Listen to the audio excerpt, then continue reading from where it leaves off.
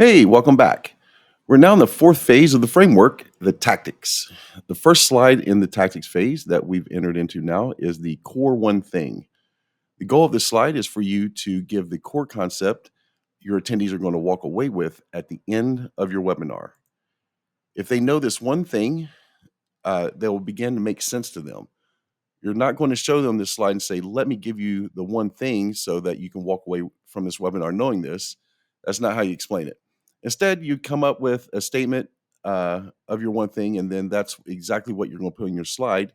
So whenever I got to my one thing slide, uh, I said something or transitioned into it something like this. I said, here's one thing I want you to really understand. Being a digital course entrepreneur shifts the focus from creating supplementary income to making your new venture the anchor of your business. Your digital course is no longer an afterthought, it's now at the core. And that's all I did. I had it posted, had it presented on this slide, and then just read from it. And I just transitioned with the statement, here's the one thing I really want you to understand. That's all I did. From there, you'll move into your core objectives. I transition into the slide by saying something like, as promised, I'm now going to walk you through the 3 behind the scenes secrets to digital course success. So, and I'll go through that one more time here in a moment.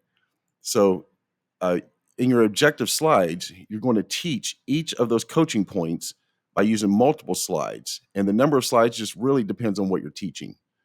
Okay. The goal of the content slides are to develop and support your objectives. So, you've got your 3 objectives or 3 to 5 objectives that you want to come to get across, and then your content slides are to explain what those objectives are or to teach what those objectives are. And that's it. All right. So from there, like I said, I transition into my objective slide. I'll read it again. As promised, I'm now going to walk you through the behind the scenes secrets to digital course creation success. Secret number 1, with AI, you can now create your course in a matter of hours instead of weeks. And that's it. Then from there, you're going to use your core objectives, content slides to teach about your core objectives. So from there, I just went through each one that I was teaching. So you're going to teach each of these core objectives that you came up with by using multiple content slides. And the number of content slides, like I said, just depends on what you're teaching. The goal of the content slides are to develop and support your core objectives that you're teaching. So I just want to repeat that and make sure it's very clear. So that's precisely what I did. Once I said, with AI, you can now create your course in a matter of hours instead of weeks, I talked about and showed them how AI reduces your course creation strategy. And then from here, this slide was a quick demo. And then I just kept on teaching. I explained what the tools what the tool was I was using. I gave examples and walked through types of prompts and what they can create. And then I asked a question. I said, uh, if you had these specific prompts to generate this content, how much time and frustration would it remove from your course creation journey? And that's the only question, very simple and concise. And then ABC, and had them enter their answer into the live chat. So take the opportunity to ask a question to break up the teaching and to encourage engagement. Usually, if somebody's multitasking during your webinar, you can ask a question and bring them back. So I might even say something like, if you're multitasking right now, now's a good time to get engaged because I want to know how much time do you think using this tool will decrease your time spent creating your course. And then I take a moment to look at the responses, and especially if I'm live and I want to engage with my audience, and I may even call out a few names and talk about what types of courses they said they wanted to create. So I do that maybe for a minute and a half, and then I just keep on teaching. So in this case, I moved on to core objective number 2. But after your question, you can continue to teach for objective number 1 and share content so they really understand what you're trying to convey. So that's really up to you before transitioning into objective number 2. So, and let me give you a quick tip for your content slides. Some examples I want you to develop and support your objectives are the following: using personal stories, case studies of those that you've worked with, behind the scenes strategies and insights, lessons you've learned, mistakes you've made, and strategies that's worked for you, plus facts and research to further lock in your points. So, those are a bunch of different ways and examples of how you could develop your content slides for each of your objectives. Now, if you're teaching something that you've done already and you've already gotten results for whatever it is you're teaching, use those examples inside the slides that you teach.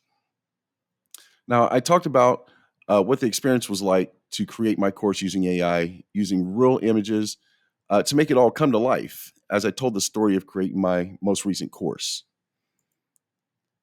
Then I moved into objective number 2, where I said to make course creation easier and faster with the right set of tools. Streamline your workflow to create an amazing course quickly by arming yourself with powerful yet simple to use resources. And then I just started teaching how to create videos using Vidio. I think the very first thing after I read that was I introduced my microphone, the Blue Yeti mic, and then I went into Veed and how to use Veed. So I just taught the content inside the objective that I was trying to convey. So, and one other tip: be confident in what you're teaching. That's what your attendees are looking for. They're looking for you to be a guide. So from that point, as you can see here at the end, I asked another question. Have you ever used VIO to create your course content or webinar? A, yes, B, no. And then they entered that into the chat. And I spent a minute and a half talking about it. And then I moved into objective number 3.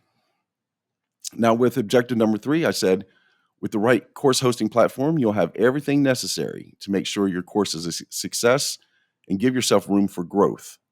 And then from there, I taught the benefits of the platform that I used. So, Course Creative, by the way. And then I just went through and showed all the benefits and features of Course Creative. So then I got to my third question slide. I asked the question, can you see the value in choosing the right course creation platform when just starting out? 1 yes, 2 no. I have them enter into the chat, and then we talk about it for a minute and a half. The question was relevant to what I was teaching because you need a great platform, but this question also serves to spark engagement and also future pacing, which is our next slide. Then I said the following statement: look, when you have a successful digital course, what are you going to stop doing in your business? Now, this allowed them to look ahead and to start thinking about what was possible. Questions like these are powerful on a webinar. Think about future pacing, showing what's possible, and then you ask a question. Now, since this webinar was brand new, I didn't have any student stories, case studies yet. However, this would be the exact time after this slide that I would tell one. So showing examples from your past students, that's the way your audience will know what is possible. Future pacing, especially as you get close to going into the promotion phase of your webinar, is very, very important. Now, I know you may not have success stories just yet, but be patient with yourself and just add them to your webinar when you release like version 2.0 of your course, or as you get student stories, and then just update your webinar. That's all you have to do. Now, I didn't have these success stories when I just started out in 2013, and you may not be able to tell stories of your students in your webinar. So just use examples from your own experience and use research and data and information that they would find valuable. Now, you don't need to have the exact webinar how I've done mine. I'm just using mine as an example. You can do the very best with what you already have.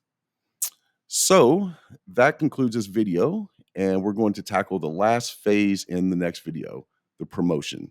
So I will see you guys in the next video.